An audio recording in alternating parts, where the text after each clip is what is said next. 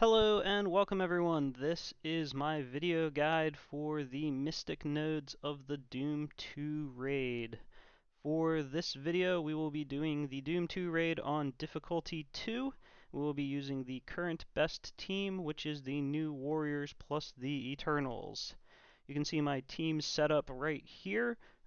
Positioning doesn't really matter too much for these nodes. The only thing of note is that Dagger will give offense up to her two adjacent targets on the start of her turn.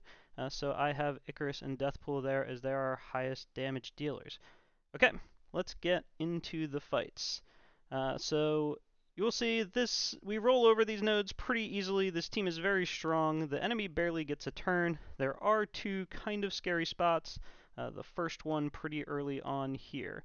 Okay, so we open with the Icarus ultimate, flipping the buffs, doing a bunch of damage, and then we go into the Deathpool special, which is going to spread the negative effects. Okay, so this is the first scary spot where I've paused it here.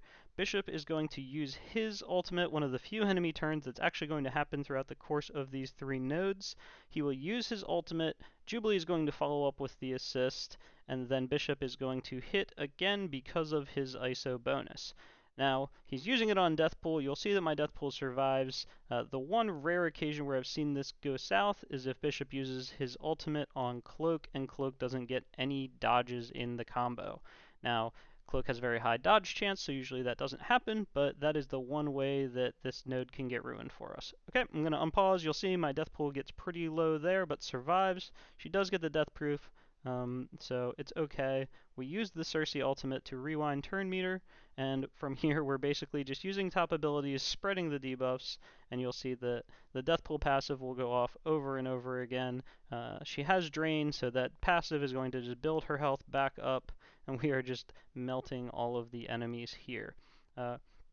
We actually are maybe going a bit too fast because you see Maria Hill didn't even get a turn, so she couldn't summon her shield troopers, so we can't build ability energy off of her. One of the keys to this team is that the Deathpool passive will give ability energy on kill to Mystic allies. And since we are killing so fast, we are probably going to have a little bit of trouble regenning all of our ability energy before the end of the fight.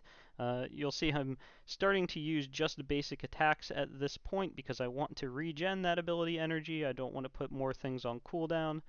So I've started to just use basics. It looks like Icarus will have his abilities up just fine. Some of our others might not quite have all of theirs up for the next fight though. Cersei has all of hers back up, so that's good. And you see we're just destroying things here. Okay, the Icarus basic should just finish off Elsa here, and we are good to go. Easy peasy, first fight down, no problem. Okay, so let's get into the second fight then, and we'll see where our ability cooldowns ended up. Ideally, we have all of them back up for the start of the next fight. If we don't, though, as you'll see here, not that big of a deal. Of course, there was no need to heal there. Everybody was at or close to full health. Even if they weren't, Dagger puts all of these regens on everyone at the start, so we can regain your health pretty quickly either way. Okay, so we're using the Icarus ultimate here to get rid of the taunt on Red Guardian and to do a bunch of damage and to do the speed bar rewind. Again, the ultimate to rewind the speed bar. I'm going to point out the other sort of dangerous part of these nodes is sort of this trio over here, Minerva, Taskmaster, and Colleen Wing. Taskmaster ultimate does a decent amount of damage. It puts blinds out, so that can be problematic sometimes. Colleen Wing ultimate does a decent amount of damage and puts heal blocks out, so that can be a little bit problematic. And Minerva can be problematic because she will gain speed bar if one of her allies dies. So we want to try to kill her first, so that we don't end up killing one of these two and then having her instantly revive them. And then they won't have any debuffs, and then their ultimate will go off one way or another. So you'll see I sort of focus her out a little bit here. I'm using the Deathpool ult. One thing I want to point out, I'm gaining these stacks of charges here on Deathpool. I used her ultimate once on the previous fight, once on this fight, and she gains 1 charge for each battle she enters. So she got 1 charge for last battle, and she used her ultimate once, so that's 2. She got a third one for joining this battle, and we used it again, so that's 4. She'll get up to 5 then for the start of the next battle, which means she'll have her instant kill available to her. So important to make sure that you're building those charges up as you progress. Okay, I used the Cloak special here on Taskmaster just to clear his buffs. He will gain some buffs back because he retaliates and steals buffs when he does that, but no big deal. You see the Dagger special there, cleared out our Minerva. We've cleared out Taskmaster now with the Icarus special, and we use the Cersei special on Colleen to stun her, and that problem trio is now not a problem. So we can start to sort of focus on worrying about killing everybody else, spread these negative effects with the Deathpool special, just because that's the, the best use of that ability. You always want to spread those negative effects. We've got the ultimate backup for Cloak, and we're just going to roll all of these negative debuffs out here. The only other thing that sometimes gets scary in these nodes is these two Killmongers. You see this Killmonger did get blind on him, but this other one up front with his turn meter about to go off, he did not get blind. Killmonger can do a bunch of damage sometimes if he doesn't have those blinds.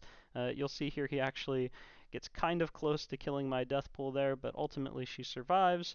But now that we've gotten through that, the rest of the node is easy. We did a bunch of damage, we're gaining a bunch of ability energy back, and we can just basic our way through the rest of this. It looks like Cersei will have all of her cooldowns back up. It looks like Icarus might not, but that's okay.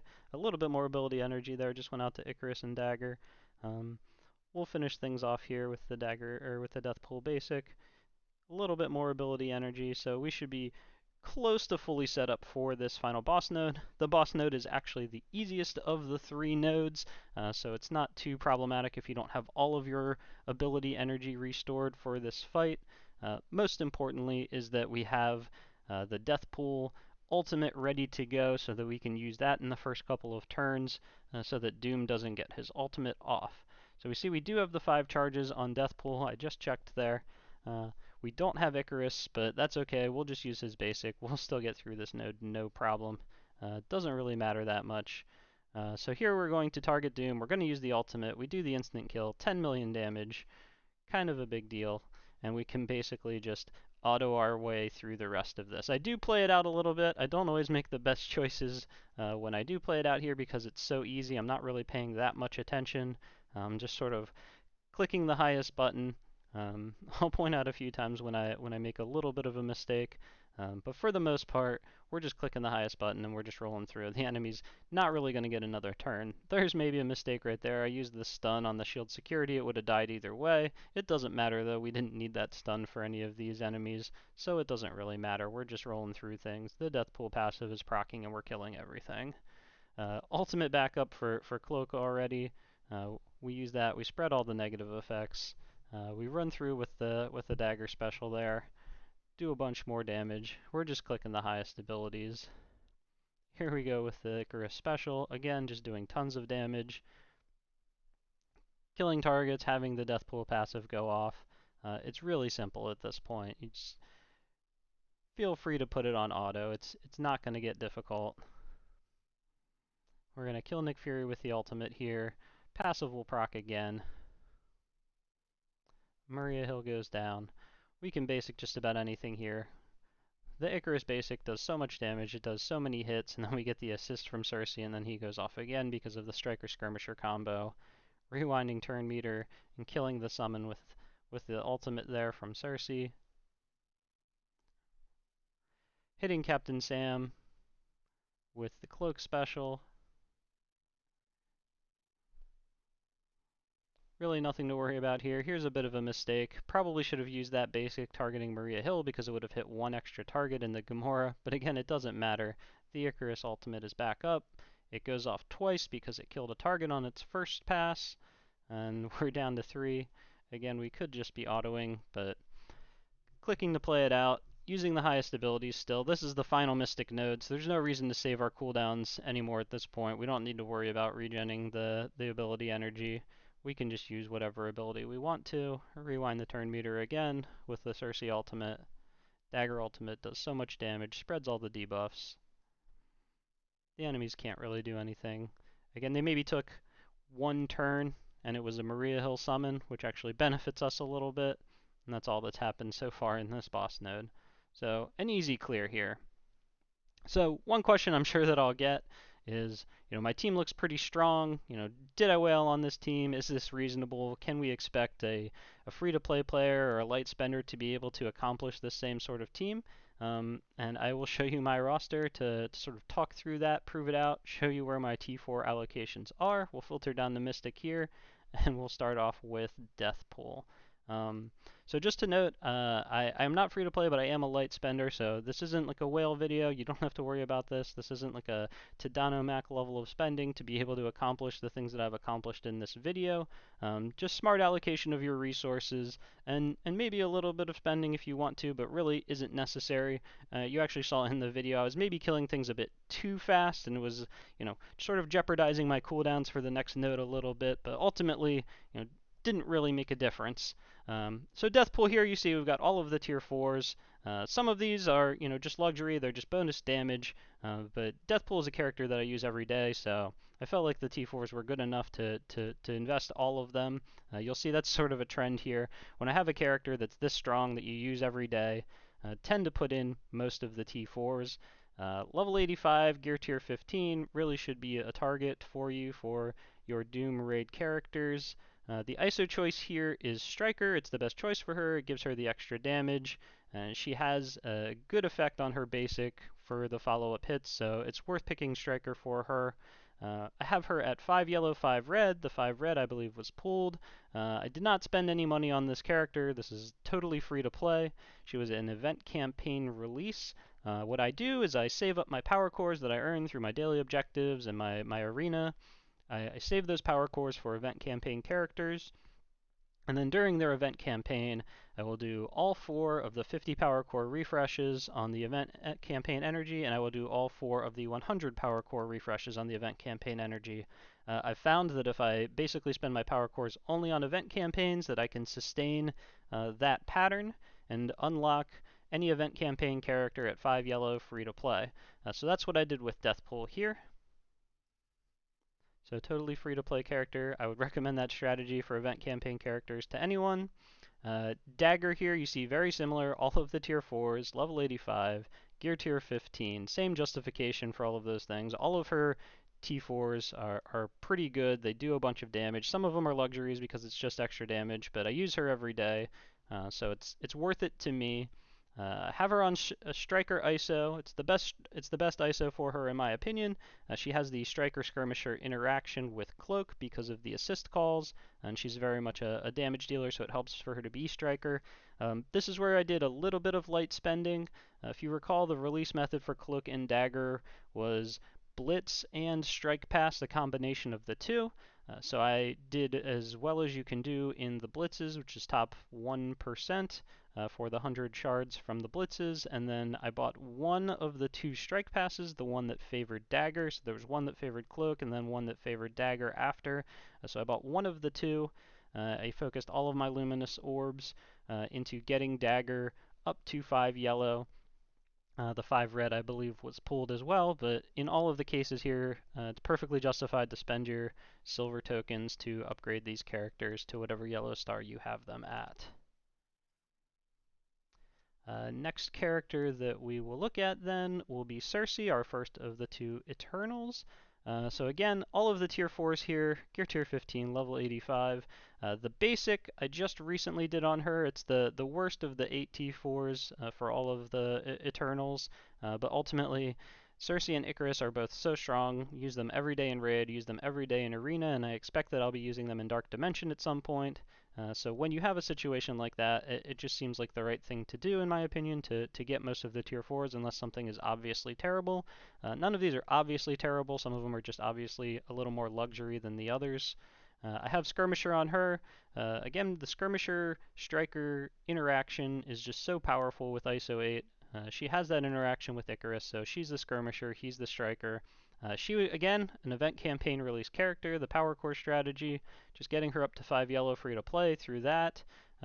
And I pulled a 4 red on her. I have silver tokens waiting to promote her to 5 red whenever I get to that point. She still needs to be added to the store as of the recording of this video, though. Icarus, same situation here. All of the tier 4s, level 85, gear tier 15. He's the Striker, as I just explained.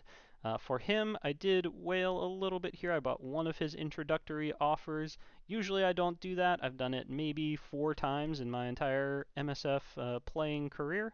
I try to sort of cherry pick the characters that I think are going to be super powerful and save my whaling for those instances. Icarus was one of those cases. So I have him at 5 yellow. I've been maxing out his event right now.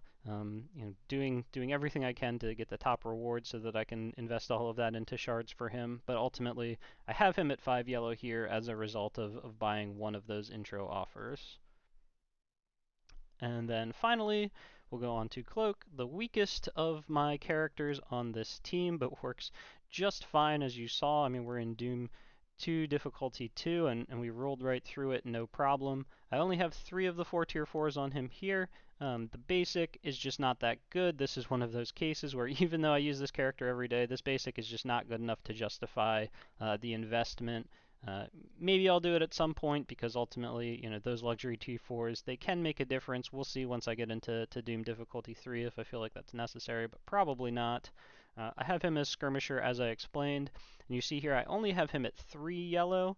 4 red I pulled on him, but I only have him at 3 yellow because I focused those luminous orbs into Dagger. Ultimately, she does more damage than Cloak does, so she needs the yellow stars a little bit more, and I didn't, the effect of whaling on the other strike offer would have only gotten me another 50 shards, so it wouldn't have been another yellow star between them. So it made sense to do the division that way, to give the 5 to Dagger, to keep the 3 onto Cloak and have that be the split. Who knows, maybe I'll pull a lucky Mega Orb at some point. But yeah, so that's where I have these characters. Please let me know what you thought of this video. In the description below, I'll put a link to the Discord. That's the Tahiti Discord. If you are not aware, Tahiti is one of the largest public information discords for Marvel Strike Force. We have all sorts of guides and strategies and infographics up there. If you need help with your Doom Raid, with your Dark Dimension, with your Arena, it's a great community resource to come and learn about the game and ask questions. If you have questions or comments for me, it's a great place to get in touch with me. So feel free to join, ask questions, ping me, let me know what you think. All right, thanks for watching, everybody. Have a fantastic day.